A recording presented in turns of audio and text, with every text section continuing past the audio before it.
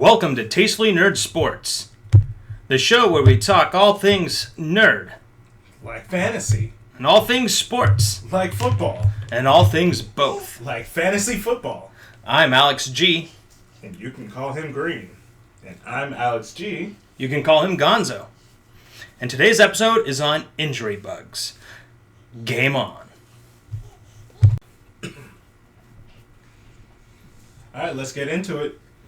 So Green, what are you nerding out about this week? I'm nerding out about The Dark Crystal. It's a movie by Jim Henson from the 1980s, starring puppets in a high fantasy world on an adventure. Okay. It recently got a prequel series from Netflix. Season 1 is called The Dark Crystal: Age of Resistance. I just finished all 10 episodes the other day. Not all at once, I'm not really a binge watcher. And like the original, it's a high fantasy adventure starring puppets. All this one has a lot more computer graphic assisted effects. It is still primarily practical and optical effects. So it's almost like watching a work from the 80s or the early 90s that you don't kind of see that style anymore. Okay.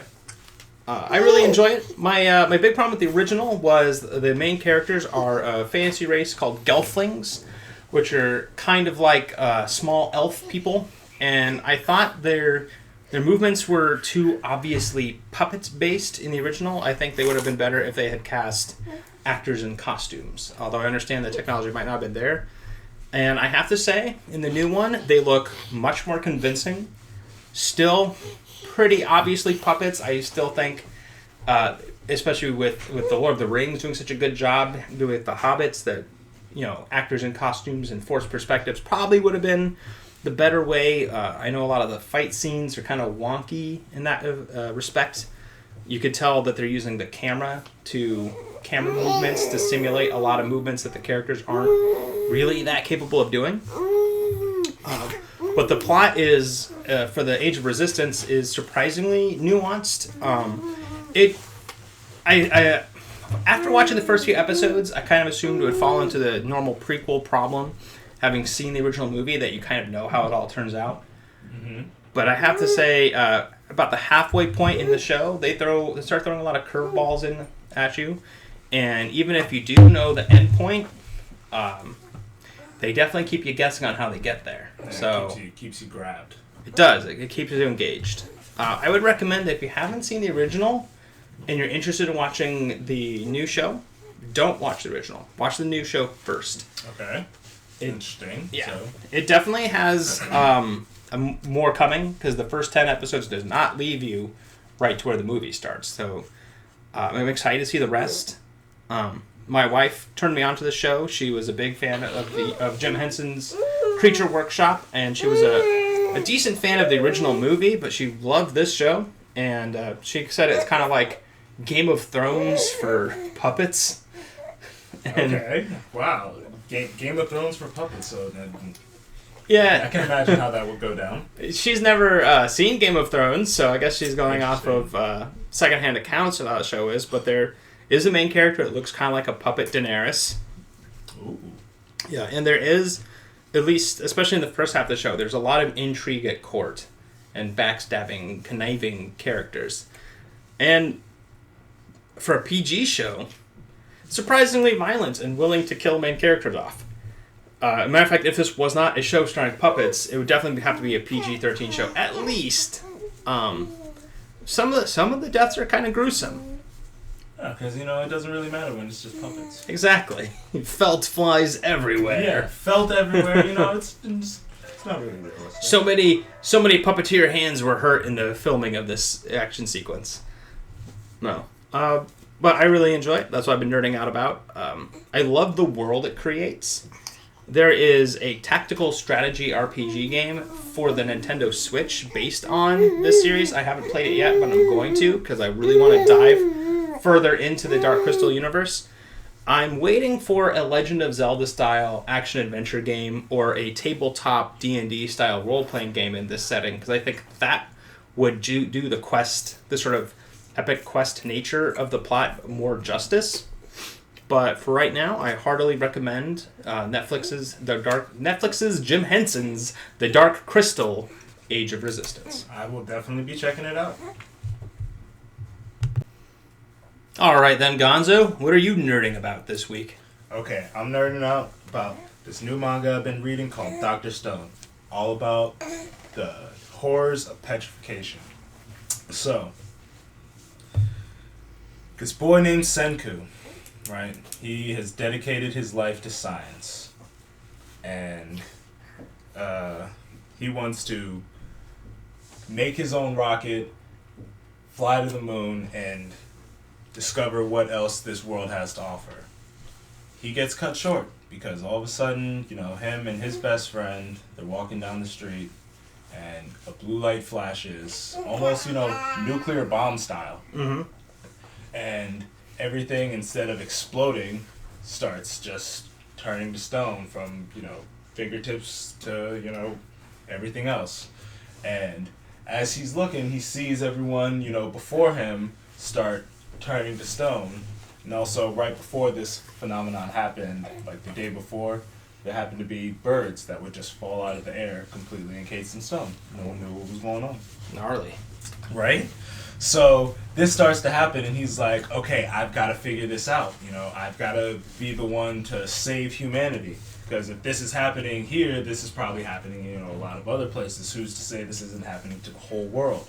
So he, in that moment, as he's getting encased, starts counting. And he ends up counting to 3,700 years. Imagine counting that high. That's an astronomically high number. Can't do it. I can't do it, I'll tell you that right now. Yep. So he just happens to be in a place that, will... gradually depetrify them? Yeah, and it'll do, for him, where he is, it will do it faster than most other people, which happens to be from poop, from nitric acid. Oh, okay. Yeah, it's kind of funny. Poop science. Yeah. You remember Ace Ventura, Guano? I do. Exactly the same concept. He's in essentially, a bat cave, which that, the landscape has changed around them over 3,700 37 years later, I Yeah. woke up in a cave full of bat poop. Yeah, essentially. And he comes out of the stone, and he's like, all right, it's time for me to save humanity. So I've got to save my best friend. And he starts there and sets him under this same little drip that he was under and just waits and starts, getting the makings to restart civilization. And now his, next goal is to restart civilization so he can continue his, own scientific methods. He's like, I don't want this to be the end. I want to, continue my aspirations. But to do that, I need civilization back up. Okay. And that is the general premise about Dr. Stone and, the fight to, instead of fighting other people, the fight to get humanity and civilization back from literally the Stone Age. The stoned people age. Exactly. Okay. And not the Stone people age. Sounds intriguing. So this is that rare manga where they're using something close to real-world science and not like super death laser science. No, they're using as close to real-world science as possible. Whenever he decides to make something, they put out, essentially a roadmap of, I need to gather these materials. How am I going to gather them through, natural means? And it's a crazy journey. He finds, some crazy natural materials that, me thinking about, like, finding some type of acid, like, a hydrochloric acid or a hydrosulfuric acid out in nature. That's probably got to be super dangerous. And he does it to, distill it down into, usable forms of chemicals that, he can turn into other things and more uses. More uses, save the world. I like it. Sounds good, man. I'll check it out. Yeah. Thank you. I would be real hungry if I woke up after 37,000 years of comatose petrification. And I could use some of that good old local flavor. Oh, me too. How are things going in the DC sports world, Gonzo? Well, all right. Right now, we have the Nats trying to catch this wild card race. They're not out of it at all. Right now, we have 2 games up on both of our competitors. And Cubs and Brewers. yes, the Cubs and the Brewers. We have 1 game on the Cubs and 2 games on the Brewers. And we look decent right now, but any 2 games lost, we can get out of this race. Yeah. And I really like our chances if we do get into the playoffs. We've been looking good as of late. We have Anthony Rendon, who's been having a star year right now. Yeah, it's contract year. He is definitely playing for a new one. Yes. Juan Soto has been also doing pretty well lately. But he's the man who made Bryce Harper expendable in the eyes in the eyes of management. yeah. And so the Nats are doing pretty well. Right now, the Redskins, after a bad defeat by the Cowboys, hurts my heart, but we lost. Gotta accept it. Yep. The Cowboys are good right now. They have a great line. They have got Zeke back. Dak Prescott's been playing well. We did not play a bad game though. We were into it for most of the first half and just couldn't stay with it all the way through.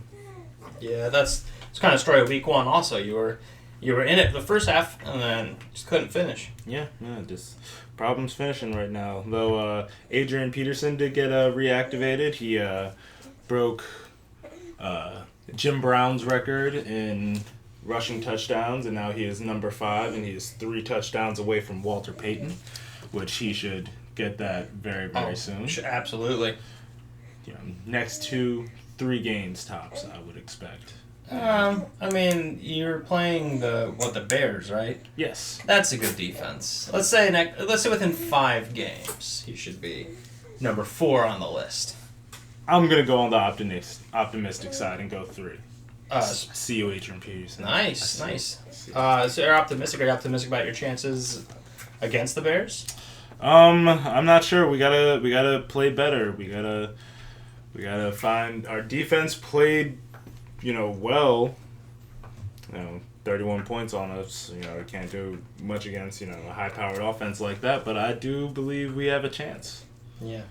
As long as we can pull it together on offense and defense at the same time. Yeah, the Bears do have a good defense, but their offense has been very susceptible. Yes. So far this year. Maybe a pick 6 or something. Yeah, give me a couple of picks by Mitchell Trubisky. I can take that. I like that a lot. Nice. Caps preseason started. Anything you're looking forward to for their season? I saw a little bit of the game last night.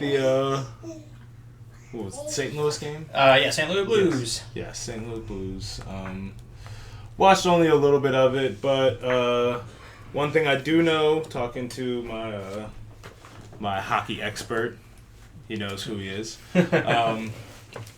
If Alex Ovechkin stays on track of the goals he has been making recently and makes that for the next couple of years, I believe it's like 5, maybe 6 years, he will surpass Wayne Gretzky in most goals scored, which that is a crazy record to beat. That's quite the monument to upset the great one. Yes. Yeah, another... To upset that and then to have, somebody who's been in Washington all of his career and do that would really feel good, Yeah, he's probably like that. He helped bring Washington's first professional sports championship since 1991, right? Mm-hmm. Yep. So already a legend in the local town. He'd stay one for good. Yes, he will most certainly be. I mean, when you do a keg stand in the Stanley Cup, yeah, and to the point where the NHL says, hey, next year you cannot do this anymore. Oh, yeah. No, they put limits on how you could party with that bad boy. Yeah, no. We made sure that we ran that cup ragged. Nice. All right, let's stop. All right. What's going down in the desert? How are Arizona sports? Arizona sports are in an interesting place where all of our major teams are either doing some sort of rebuild, are coming off a rebuild, or are trying to rebuild and compete at the same time. Obviously, the Phoenix Suns tried to compete last year and were a disaster. And now we're starting the rebuild proper while simultaneously trying to compete to keep Devin Booker, our star shooting guard happy, so he doesn't demand a trade out of town. The other rebuilding while also trying to compete team is the Arizona Diamondbacks, who traded away their ace pitcher, Zach Greinke, and traded away in the offseason their best player, first baseman, Paul Goldschmidt. And yet, we're still in the wild card hunt. We're still hanging tough. We snapped a losing streak there. We've got 2 wins in a row now, so we're keeping pace. Unfortunately, really cutting it close. Basically, another losing streak will, if not mathematically eliminate us, it will practically eliminate us from the MLB postseason picture. And the talk of the town, Coyotes, real quick. I'm not a huge hockey guy, but they also just barely missed the playoffs last year. This past season, their preseason has started as well. I have not caught any of it yet, but they're another team that was trying to do the rebuild while competing shtick last year, and it looks like the rebuild's pretty much complete. I think a lot of people have them as a sleeper pick to make the postseason this year, and I'm in on that. I'm hopeful for some ice in the desert. But the big story, obviously, was first-round pick Kyler Murray and new coach Cliff Kingsbury for the Arizona Cardinals football team. We've done well so far. Tied week 1. 3 weeks of terrible offense and a fourth quarter in overtime of awesome offense, resulting in the league's only tie so far this year. In a game that we were dead to all rights. Our surprisingly mediocre defense kept us in that. Mm-hmm. Mediocre isn't usually a compliment for defenses, but we looked real bad in the preseason. So I'll take league average. Sorry, not mediocre. League average over bad. And it looks like we might be getting better. I tuned in this past weekend, to watch them take on the Baltimore Ravens. Mm-hmm. Figured it's a local game. I should be able to watch this one on local television. Yeah. But no. Oh, really? Yeah, the DC area team stations decided to do 2 4 p.m. games instead. So we missed a close, competitive game between the Cardinals and the Ravens, with the first-round pick quarterback against the 31st-round pick second-year quarterback, Kyler Murray, Lamar Jackson, 2 up-and-coming stars of the league. We missed them playing an exciting back-and-forth game in favor of a lopsided Chiefs victory over the Oakland Raiders, who needed only 1 quarter to put up, 300 yards of offense and 3 touchdowns? Yep. And nothing in the first, and then just went out in the second. Now, I completely understand doing the Saints and LA Rams game, because that is the NFC Conference Championship rematch. Yeah. That was supposed to be the Saints' revenge game for getting knocked out because of an illegal pass interference call that was missed. Yep. Instead, the only person getting knocked out was Drew Brees' thumb, and many people's fantasy games. And more importantly, the Saints' revenge game being knocked out by a blow from the Rams they just could not recover from. So, yeah, I listened to the game on the radio. It was all right. It was good. Good close game.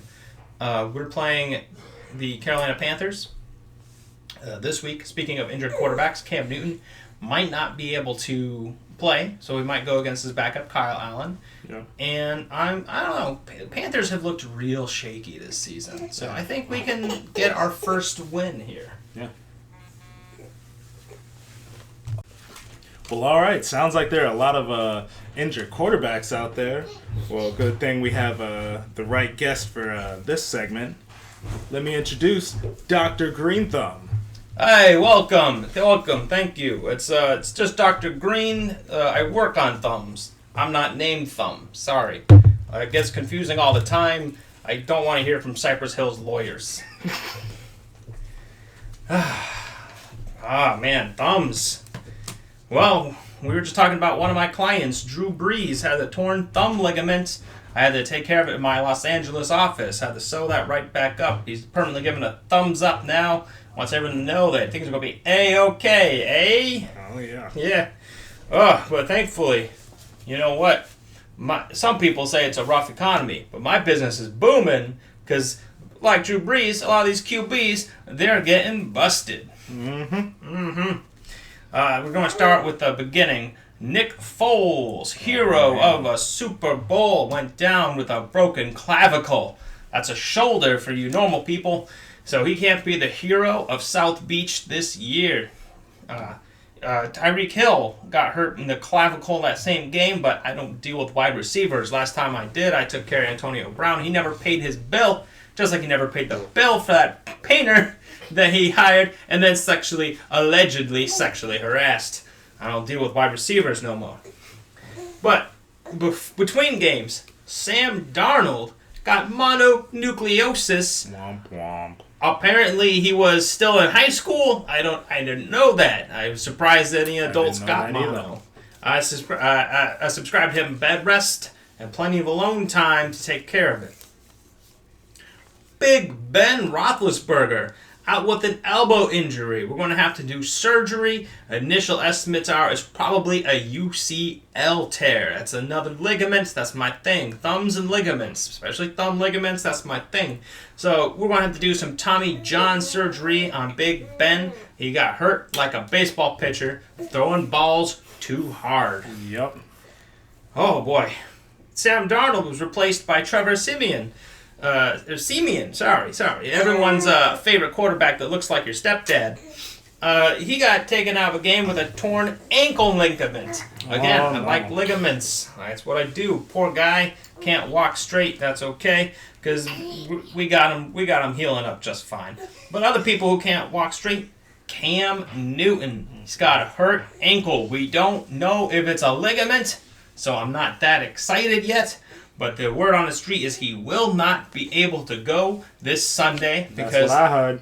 Because the big guy's got to rest easy. My last patient, poor boy, needs the preparation H because it's Eli Manning. Came down with a case of the butt hurts because he has been benched. He cannot be the king of New York. He is not the savior of Super Bowl no more either. But... and he's got the $20 million just to sit on that hurt butt. It will heal fine. Yes, it will.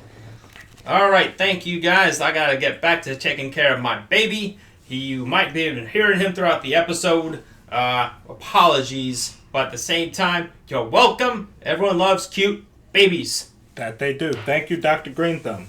It's just Dr. Green. I told you, I do not want to hear from any lawyers. The last lawyer I heard from was Antonio Brown's lawyer because he kept farting in my face when I was trying to work on him and he didn't pay his bill. That's some clown behavior. And I don't take clowns. Clowns don't have health insurance. Laughter is not the best medicine. Doesn't matter how many times they say it. I gotta go. I gotta go drink some water. Bye. Well, that guy was a character. Yes, he was. Speaking of characters, who's taking over for this motley cast of injured men? Well, all right, we got to go down this here list. So last night we had Gardner Minshew II, he of the amazing porn stash, legit enough to get an offer from Cam Soda. That is the famous porn site, right? Yes. Crazy. Very famous, for those of you who did not know. I did. And then for replacing the injured already Trevor Siemian, who replaced the injured Sam Darnold, you got Luke Falk. Now, who the Falk is Luke Falk? Do you know? Because I don't. Beats me. Then taking over for Mr. Big Ben, we have Mason Rudolph, the Steel Curtain Reindeer. See what you did there. Yeah, he's coming down. He's helping Santa deliver all these presents. Hopefully some TDs. Hopefully. Then next, got replacing, or should I say double replacing, the injured Drew Brees. You have Teddy Bridgewater and Taysom Hill. You know, Teddy Bridgewater is the bridge to Taysom Hill. We'll see how that works out for them. I like it. I'm not sure what's gonna go there. Then possibly replacing, we're still not exactly sure yet, we have Kyle Allen. I've never heard of a Kyle Allen. He went to Arizona State. Well, makes sense why I didn't hear of him. Hey, got him. And then, the butthurt Mr. Eli Manning, who took his benching very well, I might add. He did. He had some class. Yes. We have Daniel Jones, who is the alleged savior of the Giants football season. We'll see how that works out for them. Daniel Jones, Saquon Barkley. If they can pull something out, it might be pretty good. I mean, hey, they might be able to even play defense, and then they'll have a chance. Exactly. Possibly. Yeah, Iron Man football. Saquon Barkley, put him in as nose tackle. And Daniel Jones, slot corner. Sounds good. Now, Saquon Barkley as a nose tackle is something to be feared. I would not want to deal with that. He stuffs the run, and he runs the stuffers. Exactly.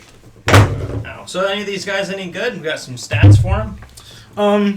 Got a couple of stats on some of them. Gardner Minshew last night, he did pretty decent. He had 204 yards passing and then 2 touchdowns. Had a decent showing of a game, but the star of that game last night was definitely their defense. But don't take any credit of the way away from Gardner. Hey, maybe the win will convince Jalen Ramsey not to trade out. Yeah, he looked like he was having a lot of fun out there, and he might, want to stick in Jaguar territory. But well, that's to be continued. Oh, Dr. Green, baby. And then we have Luke Falk. He took over last week for Trevor Siemian, and he threw for 198 yards. Not too bad, no touchdowns, but coming in off the break like that, That's right. I could okay. Then we have Mason Rudolph, who has had a little bit of success. He threw for 112 yards, 2 touchdowns, but also 1 interception. But he doesn't look bad at quarterback, and I think he's going to do well. I mean, against the Seahawks, especially for not a complete game, that's a respectable stat line. Yeah. Then you got Teddy Bridgewater and Taysom Hill. Taysom Hill doesn't have any stats to himself. Teddy Bridgewater, we've seen him in Minnesota and New Orleans. We know how he plays. He has potential to do good things. So we'll see how the Saints want to play that out, playing 2 quarterbacks in one game. Yeah, I mean, they use Taysom Hill as a Swiss Army knife player. He comes in as wide receiver every now and then. He comes in as a punt returner. He's come in as a gunner. They've used him as a running back. They really like him. He's his nickname was the Mormon Swiss Army knife. Mm-hmm. So we'll see how that works. Yeah. Daniel Jones, he looked all right in the preseason. We'll see He how he did. looks in the He real did. game. Kyle Allen played 1 game last year in the week 17 for injured Cam Newton then. Did okay. Nothing spectacular, but honestly, Cam hasn't done anything spectacular this year yet either. Nope. So we'll see. A lot of questions in the air. Well, we're in the same fantasy football league here, PPR, ESPN Standard Scoring. And we like to offer our hot takes, as they were. Gonzo, who are you going to start? Who are you going to sit? Could you swap out for that Yes, player? baby. And what game are you most looking forward to from a fantasy perspective? All right, well, I'm definitely starting Alvin Kamara this week. He had a bad week last week, and I feel like people might want to say, oh, he had a bad week. He's going to keep that trend. No, this week you got Teddy Bridgewater and you got Taysom Hill, both going to be splitting some downs and doing how they are, so they're going to rely on their star running back, and Alvin Kamara is definitely looking to break out. I'm sitting Nick Chubb. Nick Chubb is On the Browns. on the Browns, and they're playing the Rams this week. Yeah. Yeah, they're playing the Rams this week, and the Rams' run defense is what shut down Alvin Kamara last week. So I would definitely not look to see him doing that well. Yeah, they're going to probably try to beat him through the air. Mm-hmm. And then their Baker Mayfield and their receivers starting to click a little bit. I feel like they'll have a little bit more of an inclination to do that. So Nick Chubb, probably not a good go this week. Then I would swap him out for Nelson Aguilar. Nelson Aguilar is probably going to take up a lot of the downs this week because Alshon Jeffrey, I believe, is questionable. He's may or may not play. He's questionable. Djax is out. Yep. And so he looks like he could be the one to take up a lot of their points this week. Aguilar is the guy that ends up doing the clutch catches for him. So yeah, I can see him really stepping up. And if Alshon Jeffrey isn't playing, then yeah, it's going to be all on him. So sit Chubb, put another running back there, and put Aguilar in your flex. Yes, I would definitely say that. All right, I can dig it. Any games you're looking forward to from a fan perspective? Fantasy and just overall football perspective, it's got to be Kansas City versus the Ravens. Yeah. That's going to be a great game. Lamar Jackson, Patrick Mahomes. You have Mark Andrews, who's looking really good at tight end right Mark now. Andrews looking like a beast. And, on the other side, you have Travis Kelce, and then you have Sammy Watkins, who's having a great time right now. Like, it's going to be a star-studded game. It's going to be great. Whoever's defense can put some kind of stop is where it's going to end, but I think it'll be pretty good. Yeah, I hear you, man. That was originally going to be my pick, I think, for a fantasy game, and you know what? Man. I'm going to keep it. We can order the same Yeah. thing. People, you can go to a restaurant, order the same thing as someone is true. else. You don't have to get something different every time. I mean, I do. I always get something different. But no, I mean, because you've also got for the Ravens, you got like Marquise Hollywood Brown, who is just lighting things up as a rookie. He's looking like his cousin, only without the clownish behavior. Give it time. And then you've got Robinson, Demarcus Robinson, the other wide receiver who stepped up really big in place of Tyreek Hill for the Kansas City Chiefs. Week 1, Sammy Watkins stepped up. Week 2, Demarcus Robinson stepped up. Yep. I think this is the week they both step up. Yeah. Because they're going to have to. They can't just take a huge lead like they did against Oakland and then rest the rest of the time. Because the Ravens' offense is legit this year. Yeah. They look real. Yeah. Lamar Jackson's killing it. He had a lot of pointers to work on the offseason, and it looks like he worked because he's a stud right now. Yes. Mark Ingram, the second, is coming off an injury, but you know what? He's also looking great right now. But the Kansas City Chiefs can be run on. I think he gets in the end zone. So yeah, really good game. I'm not actually starting Mark Ingram. He's not my sit, by the way. I'm not starting him just because I got some other guys that I'm doing instead. And, I'm actually changing my start now. Okay. It's too easy. It was going to be Dak Prescott. But you know what? That's going to be an automatic point. By the way, we're doing a game. Start, sit, swap is a competition between us. I'll explain the scoring next week when we come back and actually get scores. But I was going for an easy point with Dak Prescott against Miami Dolphins. Like that he's going to get his points. But you know what? I'm going to say, no offense to your Redskins, but you got to start David Montgomery from the Chicago Bears. Okay. They were really high on him. That's why they traded away Howard, their previous workhorse bell cow running back, and he got 62 yards and a touchdown last week. Solid stuff. And the Redskins cannot stop the run right now. No, they can't. And Mitch Trubisky cannot throw right now. So I think we got to look at Devin Montgomery. I think he gets in the end zone. I think he gets at least. Let's say he gets at least 80 yards. Okay. Which is definitely that's fair. Definitely. That's fair. So 15 PPR fantasy points easy on that one. Yeah. My sit for this week is Stephon Diggs. He has yet to crack 10 PPR points again. All right. Actually, he might have cracked 10, but he's yet to crack 10 standard scoring points. And it doesn't look like the Vikings are airing it out. They're running it through Cook. Cousins has looked a little rusty. He hasn't looked terrible or anything, but he's looked a little rusty. Yep. And I don't know. I'm not crazy on Diggs right now. I feel that. I see the numbers, but honestly, having had Kirk Cousins as a quarterback, this is probably around the time where he's going to start to air it out and throw something and do something crazy. He does turn it on in the middle of a season. So, yeah, Stephon Diggs sit, but I don't know. I just got this little back feeling like, man, if you don't have anything crazy in your lineup, I would keep him at a flex. But to be I will honest, respect your sit.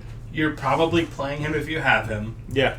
I don't have him, but if I had him, I'd sit him because I would rather swap in Marquise Hollywood Brown, who I just talked about earlier. He's my swap this week.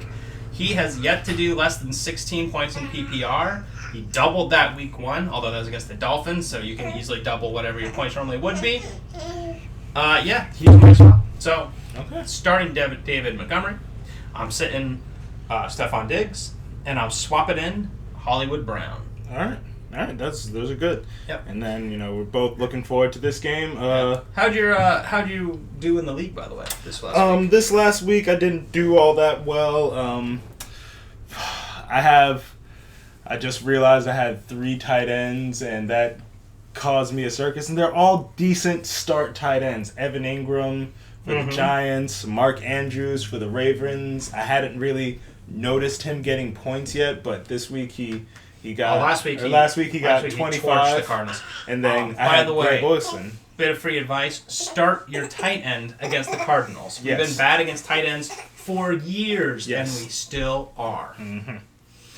So yeah, I had to do a little bit of rearranging, especially in that tight end position. Now I'm definitely starting Mark Andrews, keeping him there. But but honestly, the whole of my team last week was configured kind of wrong, and I didn't have any player that had a great overall week, so it wasn't bad. I lost, but. Yeah, so you're I'm 1-1 looking for it. in the league. I have fallen to 0-2 in the league because, well, I had David Johnson and Mark Ingram as my running backs. They both got hurt in that game. They were playing each other. Yeah. They did both return, and they both ended up with about 9 points. Yeah. Which is not nothing, but it's hardly what you want your RBs 1 and 2 normal to do. garbage time 9 points. And yet, they outscored the opponent's running backs. Really? But I still lost that game. Because my quarterback, to continue the theme of this episode, was Drew Brees, who had only thing of note done was thrown an interception before leaving with an injury. So I got negative points. Negative 0.5 points. Yeah, negative, 0.5, yeah, because he did get some yardage to make up for some of that. Yes. So he beat me in the quarterback slot. As a quarterback of negative score, it's hard to win with a negative quarterback, yeah. I would have been better off if he was on a bye week. Yeah. But what really killed me was he had New England's defense against the Dolphins. And they got an absurd 35 points. That is absolutely crazy for a defense. That just doesn't happen. I won every positional matchup, including both running backs who did single-digit points and still lost because of injuries and incompetence. Yeah.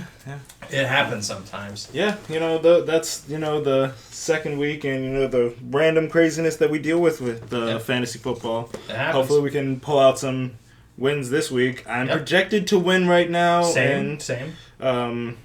Depending on how, I'm still trying to see, because DeAndre Hopkins may or may not play, and that is why I'm in favor of playing Nelson Aguilar today or this week. Yep. Because he'll do it. I don't know. I'm projected to win. I think I will, but we'll see how it goes. Good luck. Good luck to you as well. All right. It's time for our post-game wrap-up. I've been Alex G. You can follow me at Tastefully Nerd on Twitter and Facebook. And I've also been Alex G. You can follow me at They Call Me Malu, Maluu, on Twitter and on Facebook. And we'll catch you next week. Oh, yes. Bye.